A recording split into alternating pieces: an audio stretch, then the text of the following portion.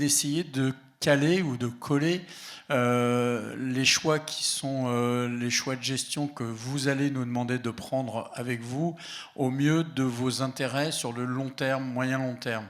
Je pense, comme ça a été dit dans la table ronde précédente, là où j'écoutais la fin, mais il est important que les conseils soient adaptés aux besoins, au temps, on va y revenir, et c'est ce qu'on aimerait vous montrer aujourd'hui dans ce sujet qu'on a préparé avec Thomas Valli, donc, qui est le directeur des études économiques de l'AFG. Moi, je suis le président d'honneur aujourd'hui et en charge du club éducation financière, pour montrer que les sociétés de gestion ne sont pas que des vendeurs de produits, mais bien des accompagnateurs et des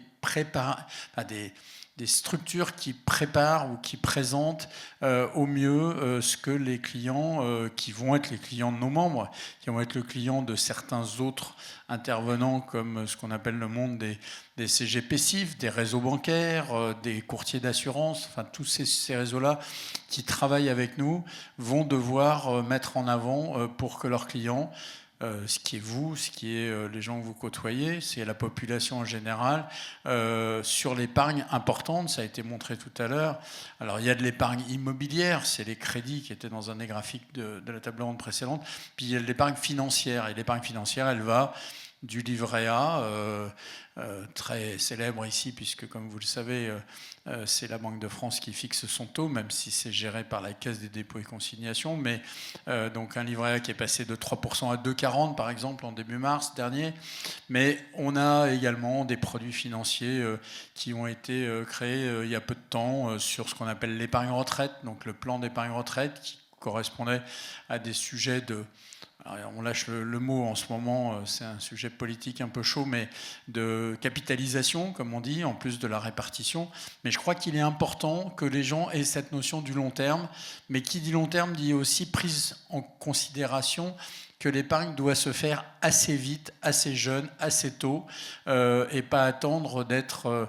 je dirais à la fin de sa carrière pour commencer à se dire « Oh là là là là, je me rends compte que ma retraite, parce que j'ai fait les calculs, parce que on m'a permis d'avoir le chiffre de ma pension retraite, je me rends compte que ça ne va pas me permettre de vivre ou j'allais dire de survivre, je ne sais pas si c'est le bon mot, mais en tout état de cause, de vivre de façon suffisante. Et donc, j'aurais peut-être dû capitaliser plus tôt ou mettre de l'argent de côté plus tôt. » Alors, la première part qui est mise de côté, c'est encore une fois l'immobilier, on va y revenir, mais je crois qu'il y a pas mal de choses. Et donc, l'objectif, et je vais laisser la parole à Thomas sur les slides d'après, c'est de vous montrer et répondre à la question, bien entendu, comment éviter les mauvais conseils, comment éviter les mauvais placements qui peuvent faire rêver sur des périodes courtes, mais qui sont malheureusement à la sortie pas toujours aussi exceptionnelles que l'on croyait. Et surtout, et c'est un sujet qui est très important pour nous en ce moment et pour l'autorité des marchés financiers, c'est le sujet de la liquidité des placements. C'est-à-dire que quand on part dans un type de placement,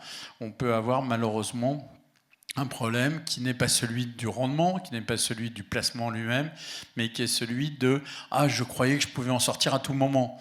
Mais parfois, quand vous sortez de ces placements, vous perdez un bout de ce qu'on appelle le rendement, vous perdez un bout de la liquidité. Vous pouvez d'ailleurs parfois ne pas en sortir, ou pas pouvoir en sortir dans le timing qui est le vôtre. Et c'est tous ces sujets-là qu'on aimerait, dans cette demi-heure, c'est ça, on a une demi-heure là, pouvoir vous présenter et vous expliquer, et surtout, j'espère répondre à certaines de vos questions dans le cadre de ce qu'on fait avec la Banque de France et EducFi dans cette semaine de l'éducation, faire un peu avancer cette éducation financière, ce qui n'est peut-être pas votre sujet puisque vous êtes sûrement très bien éduqués, mais qui est peut-être le sujet de pas mal de gens qui pourraient à terme venir vous questionner ou nous questionner. Thomas ?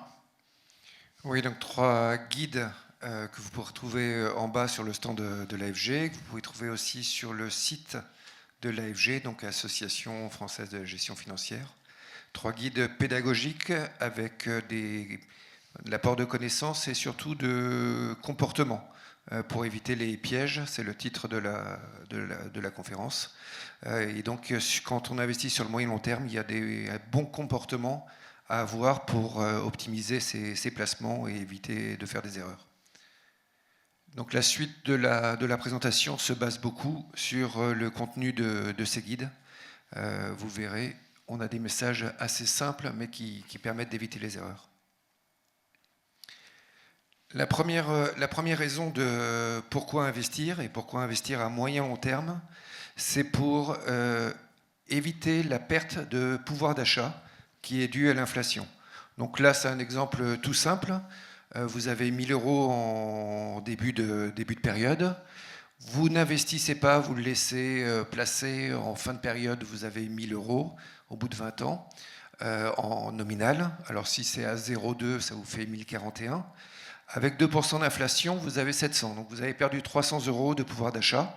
Donc chaque année, le pouvoir d'achat vient rogner en fait l'argent qui est sur vos comptes et vous perdez une capacité d'achat pour vos projets. Donc le premier intérêt d'investir, d'investir sur le moyen long terme, c'est d'avoir une performance in fine qui sera supérieure à l'inflation. Là, on a pris un exemple avec une performance nominale de 5%. Si vous déduisez 2% d'inflation, vous avez une performance réelle de 3%. Et donc, vous obtenez 1 786 € au bout de 20 ans. Donc, votre capacité d'achat a progressé du fait de votre investissement. Donc là, on est sur 20 ans, on pourrait être sur moins longtemps, mais le réflexe est le même. Ne laissez pas tout sur votre compte. S'il y a une partie de l'argent dont vous n'avez pas besoin immédiatement, vous avez intérêt à l'investir pour au moins compenser l'inflation. C'est valable sur ne laissez pas tout sur votre compte ou, comme on disait à une certaine époque, ne laissez pas des billets dormir dans vos placards, parce que là, on a pris une inflation moyenne de 2%, hein, comme Thomas vient de vous l'évoquer. Vous avez vu ces quelques années précédentes que l'inflation pouvait être plus élevée. C'est pas un chiffre linéaire. Et puis, malheureusement, je dis ça parce que j'ai l'impression que beaucoup de gens ne le comprennent pas, c'est que quand il y a eu 5 ans d'inflation successive, même si on vous dit que l'inflation arrête ou se calme, les prix ont quand même monté. Donc le prix d'hier n'est bien entendu un prix qu'on reverra ou que vous reverrez. Alors que si vous faites des placements, effectivement, comme c'est montré dans ce graphique, si vous êtes avec 1 000 € et que vous laissez votre argent dormir, le coût de l'inflation va vous amputer de 300 €. C'est le résultat qui est les 700. Et à l'inverse, si vous placez à 5, c'est le calcul qu'on a fait, qui est une simulation, mais donc 3% net d'enrichissement, vous arrivez sur 20 ans, puisque c'est sur 20 ans, notre graphique, à 786 € de création de richesse absolue. Quand je dis absolue, c'est une déduction faite d'une inflation, alors qui peut parfois être supérieure. Mais c'est important c'est notre idée sur le long terme d'éviter les risques, mais le risque c'est aussi, et je le dis parce que après on peut toujours discuter, mais comment vous faites pour faire 5%, moi j'aurais du 5% sécuritaire, ceci, cela.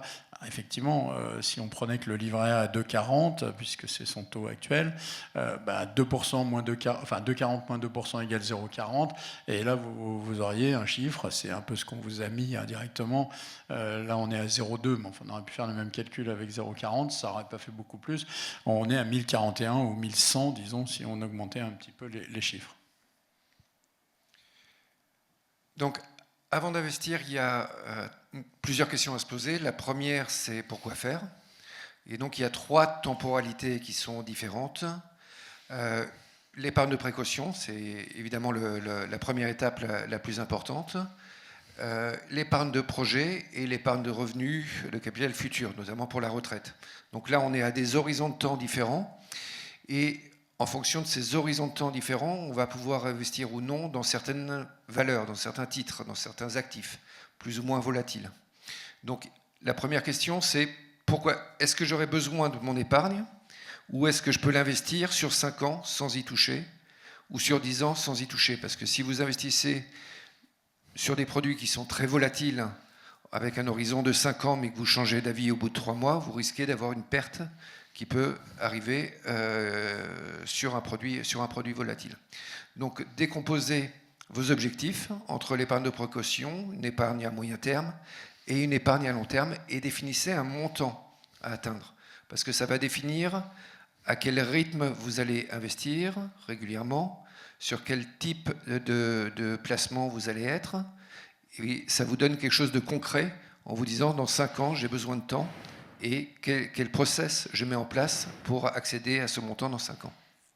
Dans notre titre, le risque qu'on voit là, pour être rapide, mais on répondra à vos questions s'il en a, c'est d'être attiré par les rendements du vert, là, du point 3, mais avoir en fait oublié que la liquidité n'était pas celle qu'on avait prévue. Donc je l'ai dit tout à l'heure, je le redis sur ce graphique. Il y a bien sûr que plus vous investissez long, plus les gens vont vous annoncer ou vous proposer ou vous prescrire des performances élevées, mais la notion de liquidité, comme Thomas vient de le dire, est un point important. Et je peux vous assurer d'expérience que beaucoup de gens finissent par adorer les rendements de l'épargne longue en croyant pouvoir sortir à court terme si besoin, et le hasard de la vie fait que malheureusement c'est pas si simple. Donc vraiment bien dissocier ce qui a été dit d'ailleurs par la table ronde précédente. Si vous avez besoin d'argent, moi je fais toujours des périodes un peu différentes, mais à 3 ou 6 mois pour le orange, là, ou le jaune, le point 1, des projets, allez, on va dire à 4-5 ans pour le bleu, et puis des projets à plus de 15 ans pour le vert. Donc les questions à se poser, la première question, on vient de le voir, ce sont les objectifs. La question des objectifs va définir la question de votre horizon d'investissement. Et c'est celle qui va définir le portefeuille que vous allez, dans lequel vous allez investir. En fonction de ce portefeuille, vous aurez une performance, des risques qui sont associés, mais qui sont des risques qu'il faut prendre sur l'ensemble de la durée d'investissement. Un produit qui peut être volatile à court terme peut être beaucoup moins risqué et bien mieux rémunérateur à long terme. Donc le risque, ça se mesure sur l'ensemble de la durée d'investissement. Et puis après, les coûts et l'information, n'hésitez pas à vous renseigner, n'hésitez pas à demander du conseil, n'investissez pas dans des produits que vous ne comprenez pas. Donc c'est important d'aller voir avec votre famille, avec votre conseiller, et de vous renseigner. Ne choisissez pas le premier objet à la mode, vous risquez d'être déçu. Alors on utilise toujours le mot risque, je vais juste focuser là-dessus. J'aime pas ce mot parce que commercialement, vous dites à quelqu'un que c'est risqué, il va forcément vous dire « Ah ben je veux pas en faire ». Je crois que c'est pas la notion de risque qui est la plus importante, c'est la notion de « attention, si vous faites un horizon de placement de telle durée, vous aurez une performance associée qui sera de telle sorte ». Alors que si vous faites du plus court terme, vous aurez moins de rendement. Mais je pense que la notion risque, c'est plutôt la notion de qu'est-ce que je suis capable d'accepter. Faire dès le départ la notion de risque, ça fait peur. Or, si vous faites une bonne allocation d'actifs, comme on dit dans notre jargon, c'est-à-dire une bonne répartition de l'argent que vous pouvez mettre de côté, cette notion de risque, elle va disparaître parce que vous aurez fait une bonne analyse, soit comme vient de le dire Thomas, de façon accompagnée par des gens au sein de votre famille ou de votre ménage, soit effectivement par des conseillers qui peuvent, à tout niveau, conseillers bancaires, conseillers assurantiels, je les ai cités tout à l'heure, conseillers indépendants, vous permettent de trouver la bonne solution. Alors une fois qu'on s'est posé les bonnes questions, la question c'est sur la méthode. Donc il y a différentes étapes et différentes choses à respecter. La première chose importante, c'est que le temps, c'est votre meilleur allié, et on va le voir après avec les intérêts qui se capitalisent. Le temps vous fait gagner de l'argent. Et l'intérêt donc est de commencer le plus tôt possible, quand on épargne à moyen ou long terme, et d'investir régulièrement. D'investir régulièrement, ça vous permet aussi de ne pas vous poser la question de savoir est-ce que j'investis au bon moment, parce que vous allez investir à différentes phases de marché et vous allez pouvoir lisser les impacts. L'investissement sur du long terme, c'est une construction, on ne va pas dans la spéculation, donc on n'a pas à essayer de devancer ce que fera le marché plus tard. On est dans une démarche longue d'investissement régulière. Et plus on investit tôt, plus on aura une capitalisation de ces investissements. On va le voir sur un graphique juste après.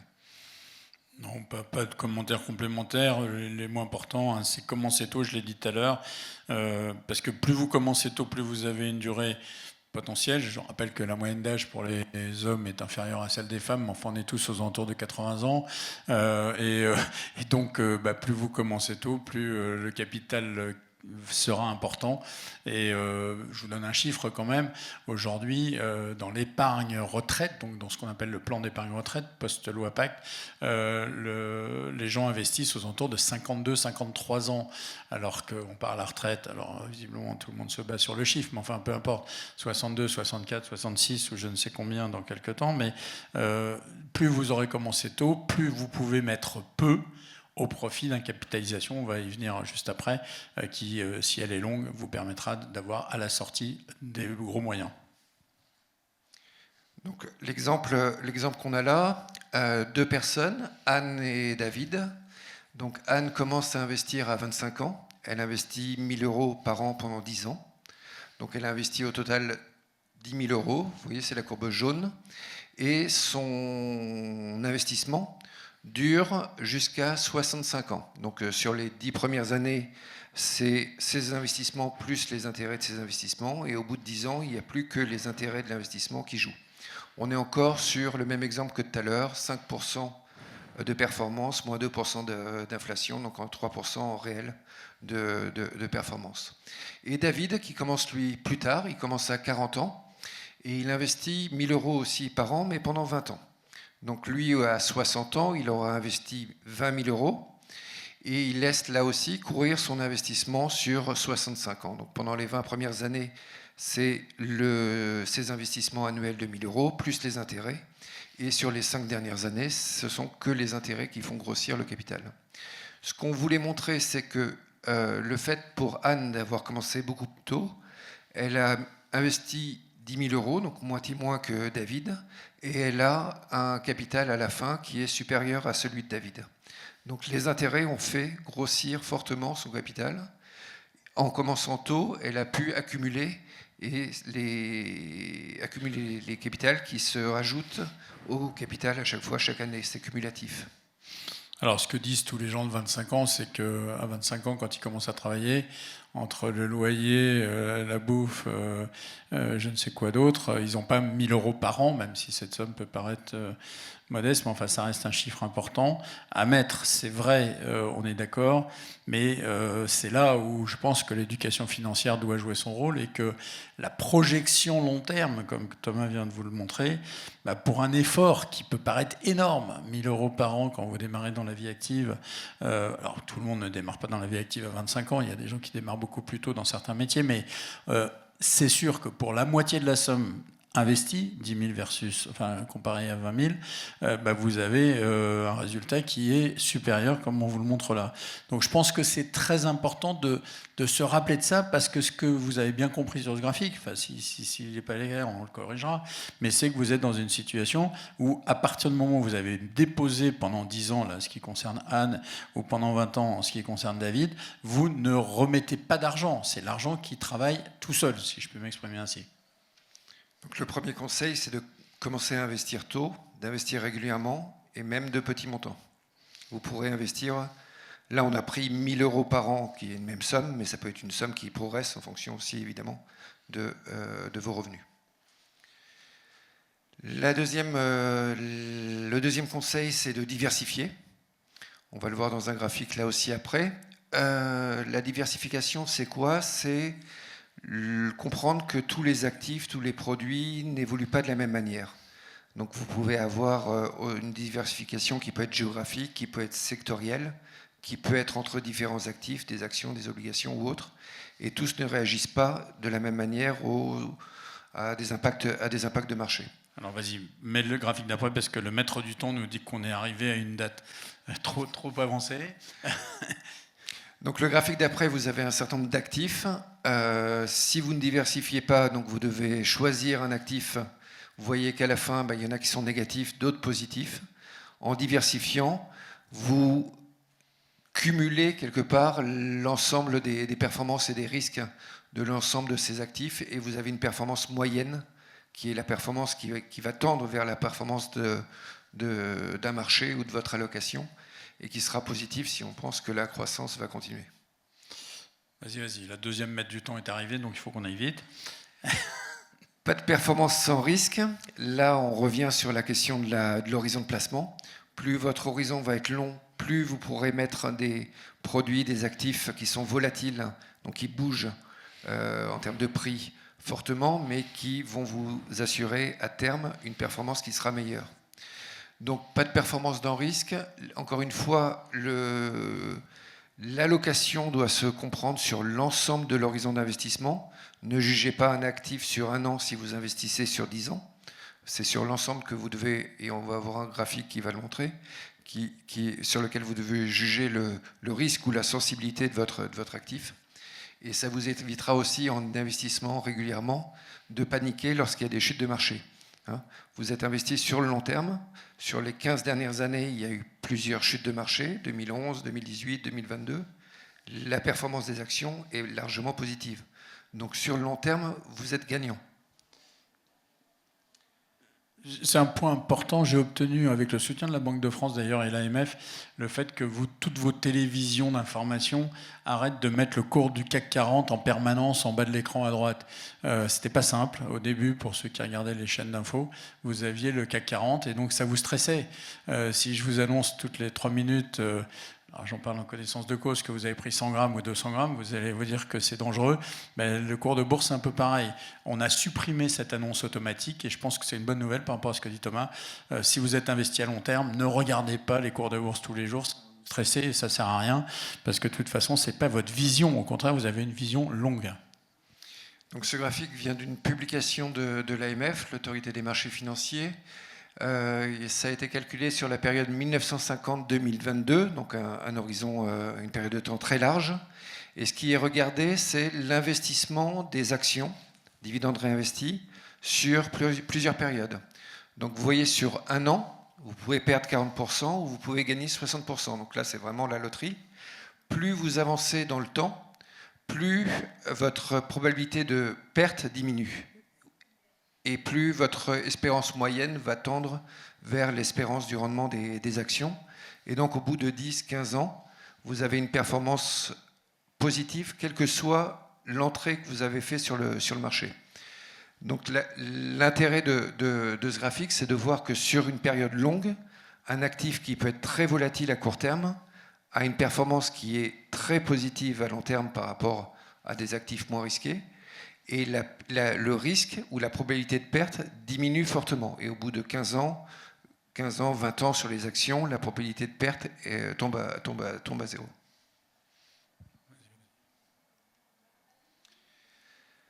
Encore une fois, les performances, là aussi, ça vient d'un graphique de l'AMF. Entre les obligations souveraines, dividendes, enfin coupons réinvestis, les actions dividendes réinvestis, les actions dividendes non réinvestis. Vous voyez, ça c'est le bleu et le rouge, sont les mêmes actions mais dividendes réinvestis. Donc vous avez une capitalisation du dividende qui joue. Là, ça montre aussi finalement l'intérêt de la capitalisation. On voit bien que la performance finale n'est pas la même.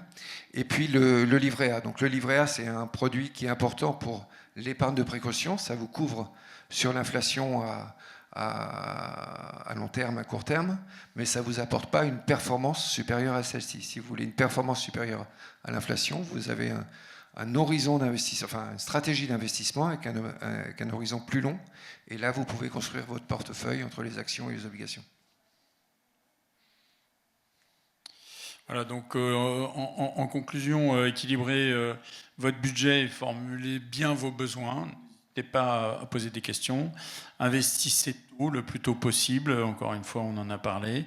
Identifiez donc votre destination. Encore une fois, j'utilise rarement le mot risque que vous êtes prêt à prendre, mais diversifiez vos investissements. Thomas vient vous le montrer. Épargnez et investissez régulièrement. Ne vous stressez pas sur ce qu'on appelle le market timing. La bourse monte, baisse. Les Américains sont en train de s'en rendre compte. Ils ont vu une bourse monter au moment de l'élection de leur président. Ils ont une bourse qui baisse depuis quelques semaines parce que ça n'a pas l'air très clair pour les propos qu'il a tenus. Mais ils sont investisseurs long terme dans ce qu'on appelle leur fonds de pension, par exemple. Bon, a priori, je pense que le marché, dans 10 ou 15 ans, sera au-dessus de là où il est aujourd'hui. Voilà, il est 56, il nous reste 3 minutes. Si vous avez une ou deux questions à votre disposition. Oui, madame ? Bonjour Stéphanie Barraud, donc conseillère en économie sociale et familiale, commissaire de commission Banque de France en surendettement dans l'Hérault, et aussi point conseil budget. Donc moi, c'est juste une question. voilà, j'accompagne les jeunes, tout public, dans le cadre du CCAS au niveau des BCB. Et j'interviens sur des actions collectives, donc avec différents partenaires. Ça peut être autour du logement, avec les banques et autres. Et au niveau des assurances, justement, et des placements, etc., c'est beaucoup les jeunes qui nous posent ces questions par rapport aux épargnes et autres. Et alors, je me dis que conseiller, alors j'ai bien compris en fonction des besoins, mais moi, ce qui m'intéresserait de savoir, c'est est-ce qu'il y a des outils avec justement quels sont les risques, pas les risques, la définition des différents placements d'épargne et autres, que vous auriez à la FEG peut-être, qui pourrait nous servir après auprès des jeunes quand on peut faire des actions collectives. Ou est-ce que vous venez des fois faire des actions collectives en co-animation ou peut-être sur des sujets, je ne sais pas. Voilà. Alors, on anime quelques actions collectives auprès des jeunes, étudiants ou autres, même auprès de réseaux bancaires. Après, comme Thomas l'a dit, il y a un certain nombre d'informations qui peuvent venir de l'AMF, l'autorité des marchés, ou de la CPR, qui est celle qui dépend de la Banque de France. Alors nous, l'AFG, on ne fait pas de conseil financier, puisque nous sommes l'association de nos membres, mais par contre, chacun de nos membres ou des réseaux de distribution peuvent, elles, vous conseiller. Ce qu'il faut bien mettre en avant, c'est, encore une fois, de faire attention, c'était le thème de notre intervention, à ne pas prendre trop de risques court terme pour des investissements longs. Mais Thomas, tu peux peut-être rajouter ? Oui, dans les guides, vous avez un certain nombre de définitions. Donc là, vous pouvez vous baser sur ces définitions. C'est des guides qui ont eu le label EducFi, donc qui ont été relus et labellisés. Et puis après, effectivement, vous avez Mes questions d'argent, que vous connaissez, le site de la Banque de France. Et puis l'AMF a aussi... évidemment, toute une partie pédagogique sur son site, sur lequel vous avez de l'information sur les différents placements. Mais dans les guides, il y a effectivement des définitions aussi qui ont été mises. Et on va continuer à communiquer là-dessus dans les semaines ou dans les mois qui viennent pour repasser ces messages de attention, faites attention à ça, ne vous faites pas duper au sens arnaque, ça c'est un point important. Une dernière question, il nous reste 10 secondes. Bon, il ne reste pas de 2 secondes. Alors, on est à votre disposition sur le stand si vous voulez. Et en tous les cas, merci de votre présence et de nous avoir écoutés.